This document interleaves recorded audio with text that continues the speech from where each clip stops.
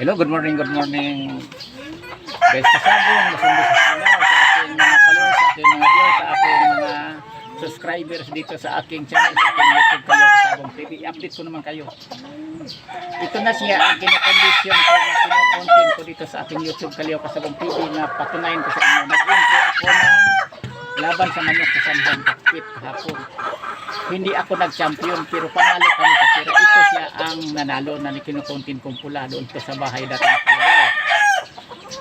Ang una kong, ang last fight ko na pang champion kasi, ang kalaban ko namimilay. Tapos nagtaka ako kung higpit sa pagtari ang kanilang manok dito sa nangingitim dito. Ang problema may nangitim dito sa may tuho dito banda. Kaya ang ginawa, pinalitan ng ibang manok. Pumayag namang mga kasamahan ko. Siyempre pang champion na yun, last fight. Ang ginawa ko, hindi ko porsyonada na ang laban. Minilang na lang ang pinusta ko. Maliit lang ang pinusta ko. Kaya panalo pa rin kami sa pera. Yan ang totoo. Ganon ang gagawin dapat ng mga baguhan pa lang. Pagdating dito sa labanan sa manok, tingnan natin, natin porsyonada ang magiging kalaban. Tulad ng last fight kung magcha-champion, pinalitan ng ibang manok ang dapat talaga sa manok. Huwag tayong tumudo pag-usta. Parang lamang tayo sa panalo kaysa talo sa pera natin. Tulad ng ginawa ko kahapon. Kaya dito sa pag-alaga ng manok, kailangan alamin talaga natin ang linyada. Katulad nito, ang kalaban nito hindi basta-bastang manok. Kasi ilalaban ba yan, i-intro ba yan ang labanan sa timbangan sa San Juan, Kakpit mismo kung manok lang mahinang maglaro din. Kaya ako sa totoo lang, ang kinukontent ko dito ay yung totoo lang. Nakaranasan ko sa paglaban-laban. Ako nagbibitaw mismo nito. Pinakita ko talagang puriba ang manok ko. Sinasabi ko naman sa inyo, kahit pangit lang na tingnan ito. Pero hindi ako magpasiro pag ako'y mag-entry sa laban sa manok.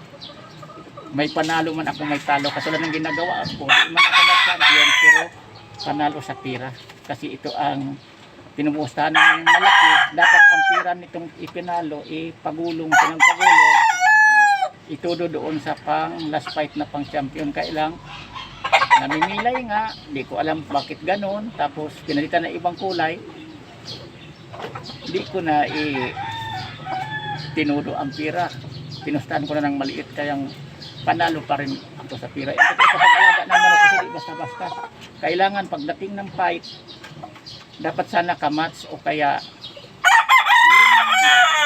kursunada natin na kulay. Pag kursunada natin na kulay, tapos ang manok natin may wala tayo, tudukan natin pagpusta para lamang tayo sa panalo. Pag ang manok natin pilipit, yan ang ma-advise ko sa inyong mga baguhan, kung pilipit sa lahat, tingin natin na alanganin, huwag nating pustahan ng malaki naman para lamang tayo sa panalo kasi talo sa pagdating sa pira. Kasi ang sabong ito ay makasigurado. Ang kalaban ko nito, nanigurado din sila kasi magaling pa. Kaya sa akin, kahit pangit tingnan ito, pero mas magaling pala yung manok ko dahil ito ang nanalo. Sana meron tayong nakulat dito po. Pasensya niyo pala ako, busy ako, di ko nakapag-upload dito sa aking channel, sa aking YouTube, Aliaw Kasabong TV. Pasensya talaga aking mga followers, aking mga viewers, mga subscribers. Ito sa pulpuriba sa inyo. Natuto ako hindi ako nag-content, hindi ako nag-alaga ng manok kung tinawag ang manok na bulok at saka mahinang klase. Ang sa akin, kahit pangit yung pero may panalo, pero importante, lamang ako sa panalo. Kaya sa talo, yan lang. Bukas naman kayo, ibang topic na ipabaliwanag ko sa inyo. Dalawa ko ng manok ko, pakainin ko muna. Thank you sa pagpunod, sa pag-support niyo sa aking channel. Thank you.